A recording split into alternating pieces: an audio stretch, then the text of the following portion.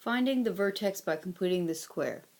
If we have a quadratic equation that is in vertex form, we can find the vertex by looking at the constant numbers in the equation. So we need to know what vertex form is. Vertex form is the form f of x equals a times x minus h quantity squared plus k. In this case, the point h comma k is your vertex. And if you remember back to the first video, then if your a is greater than 0, then it's going to curve up. And if your a is less than 0, then it's going to curve down. So in these cases, right here, you're going to have a minimum point. And right here, we're going to have a maximum. So that's how we're going to find our vertex and whether it's a maximum or a minimum point. For this first example, we want to complete the square in order to find the vertex. So the first thing I'm going to do is I'm going to factor out, I'm going to group my x's together, and I'm going to factor out whatever is before the x squared term. This is just completing the square. So I'm going to factor out a -1, leaving me with x squared plus 8x minus 24. And then this is where my completing of the square comes in. So plus b, which is 8 over 2 quantity squared. And if I add it on the inside, I need to subtract it on the outside. So I'm going to subtract 8 over 2 quantity squared. However, this 8 over 2 quantity squared is actually being multiplied by a -1, just like the x squared and the 8x. So I need to multiply this by a -1 as well. Alright, so what I actually have is -1 x plus 4 squared, because that's my completing of the square, minus 24 double negative minus a negative 8 over 2 squared, which is 16. Now if I simplify this, negative x plus 4 quantity squared minus 8. So that is my vertex form, but it doesn't look like it's in vertex form because this is a positive. So to make it actually look like it, negative x minus a -4 squared minus 8, or plus a -8. Now it actually looks like the vertex form that we had before.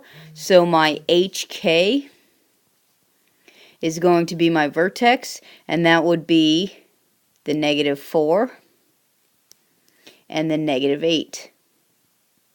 So that is my vertex, and if I want to find out if it is a maximum or minimum, I need to look at my A term, and I see that A is less than 0. So that means it's going to open down. So that means I'm going to have a maximum.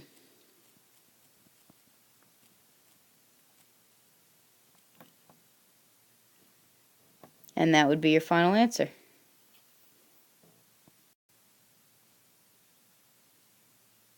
For this next example, we want to, again, use the completing the square method in order to find our vertex.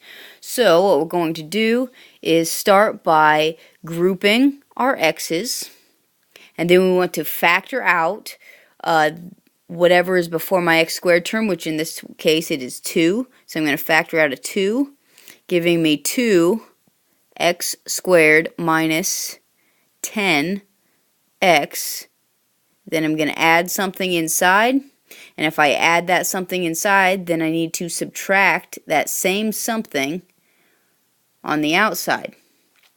But what am I going to subtract? I'm going to be subtracting 2 times whatever that is, so minus 2 times something. And that something is, my completing of the square is b, which is -10 over 2 quantity squared. So -10 over 2 quantity squared. That leaves me with 2, and then my perfect square, which is x minus 5 squared plus 54 minus 2 times negative 10 over 2 is negative 5 squared is 25. So that gives me 2x minus 5 quantity squared plus 54 minus 50. So my final vertex form is f of x equals 2 5x minus 5 squared plus 4. That is my vertex form, and I don't have to change it because it's supposed to be of the form ax minus h squared plus k. So it is of that form. So I know that my hk corresponds to 5, 4.